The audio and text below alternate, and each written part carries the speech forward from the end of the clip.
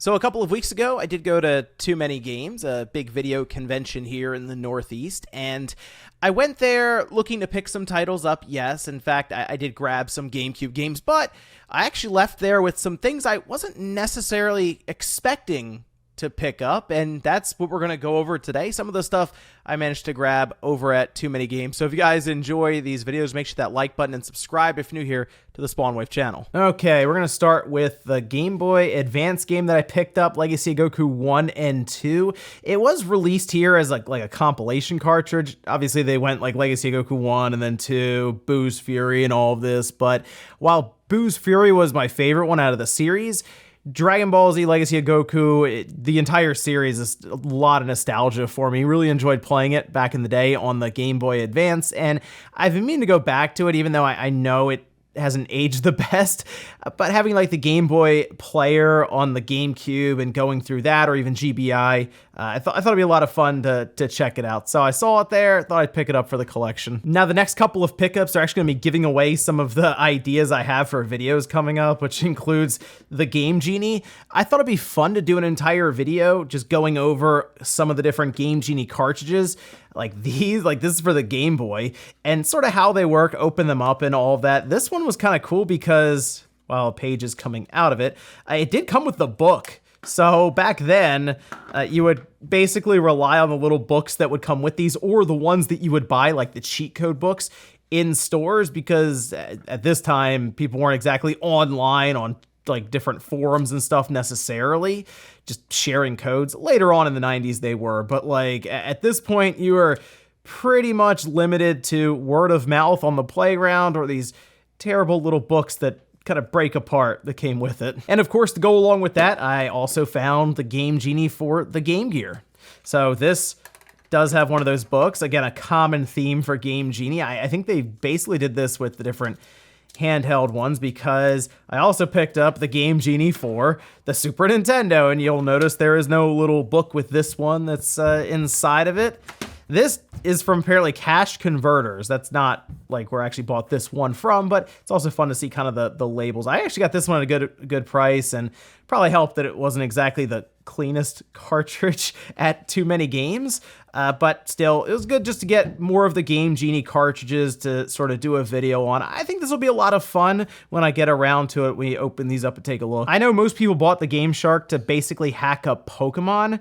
I'm not really sure what other games people were really using it for, though. Hey, there's Mega Man in Dr. Wily's Revenge game, and Mega Man 2. Infinite Lives, yeah, that would probably help a bit. Now, another series I'm working on right now is just weird cartridges. I thought that could be kind of a fun multi-part series as we go along, and whenever I see a Game Boy or a Game Boy Color game looks kind of weird like this one specifically, Ready to Rumble Boxing, has the battery compartment here because it does have a rumble motor, which you can see up here. Thought it'd be fun to, pick these up, take them apart, talk about them a bit. I know the one that most people remember when it comes to sort of the rumble motor was Pokemon Pinball. That's the one I would think of. So I saw this and realized, yeah, obviously it takes a battery for the rumble motor. Have not played this on the Game Boy, so I was curious to see how that would play into it. I assume when you get hit, or maybe when you hit people, it'll shake the entire Game Boy. Oh, and of course, I did spot an AGS 101 Game Boy Advance with the official Nintendo charger. It wasn't at a bad price, and I think that's because up and left don't necessarily work the best, but I was kind of looking for some project Game Boy systems, ones that I could do shell swaps on, or little projects. Like, if, for example, Boxy Pixel has that full metal like shell that's completely hinged, so it'll just replace this and should look pretty premium. And I was kind of looking around for one that I could do that with. In fact, this one looks like it's already been shell swapped, or at least the buttons look a little different here. It also feels different, and it is missing the sticker back here, which is something that people tend to forget about when they are doing these shell swaps, but otherwise it reads games fine, and it's an AGS 101, which means you do get the nice brighter screen. You can hear the speaker coming up. So the fact that I can kind of work from this of what's, I mean, a very sought after model for the GBA, the SP, yeah, I'll work around the buttons, which obviously when I open it, I'll check it out and attempt to fix it, but maybe we'll do that again in a video down the road where I get the boxy pixel Full Metal Hinge GBA shellin', and we try it out. Now, I did mention that I picked up some GameCube games, and I picked up 3 of them. One was a more sizable purchase. The other 2 are a bit cheaper. For example, the Scorpion King.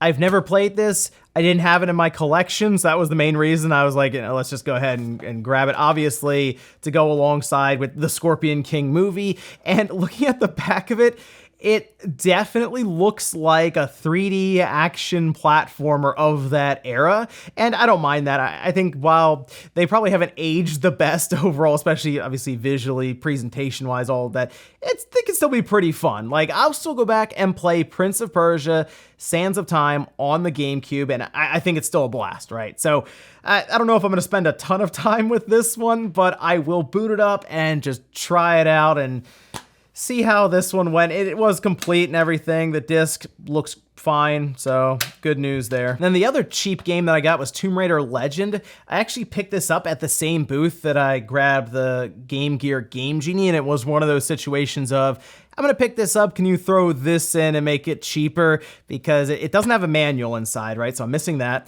And the disc isn't in the best shape overall, has some scratching and stuff on there, but they took care of me. They made it quite a bit cheaper and threw it in alongside of the Game Genie. But this was an interesting release because it came out after what happened with Tomb Raider Angel of Darkness, which didn't go over well. So this was more of a return to form for the Tomb Raider series. They brought in Crystal Dynamics, I believe, took over at this point.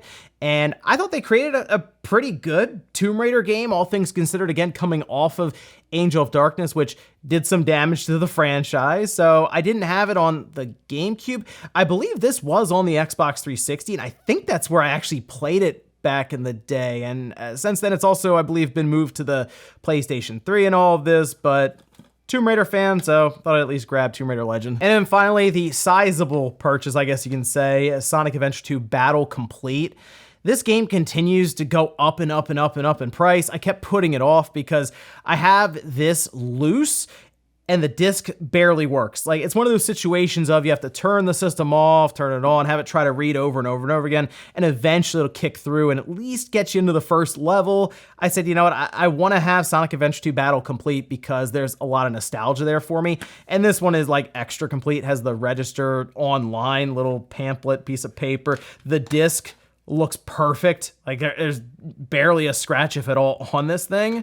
And it's one that I have a lot of fond memories of, going from the Dreamcast with Sonic Adventure 2 there, and then to the GameCube where a lot of the Sonic games went. It was an awesome title to pick up. And I mean, the first level is super iconic. It starts you off snowboarding down a highway, just having trucks going flying off of you, bouncing all over the place. But definitely an awesome title to have for the GameCube. And it just, with most of these GameCube games, it's getting harder and harder to go and pick up a bunch of really good ones because they're all becoming so expensive. So this was technically that more expensive game that I decided to finally pick up and add to the collection complete. So while I wasn't going there expecting to come home with a bunch of Game Genies and kind of slightly messed up AGS 101, I managed to pick up a title that I did need in Sonic Adventure 2 Battle, finally getting that game complete and in really good condition. It's funny how it works out because usually I go to too many games each year specifically looking for GameCube stuff, like I'm dead set on it, and then other things will pop up like Game Genies and Game Boys and weird cartridges and stuff. But that's sort of the fun of a video game convention like this, is you don't really know what you're gonna find there, and sometimes you can be genuinely surprised. Another year, another TMG in the books, and next year I'm gonna be going out there again, and I'm gonna work to try to get most of the Spawn cast out there, do a panel and all this stuff. It was a lot of fun to catch up with different viewers and stuff there in person. But hey, let me know if you went to too many games, what you managed to pick up there, or maybe if you're planning to go in the next year or two. Thanks guys for watching, and I'll see you next time.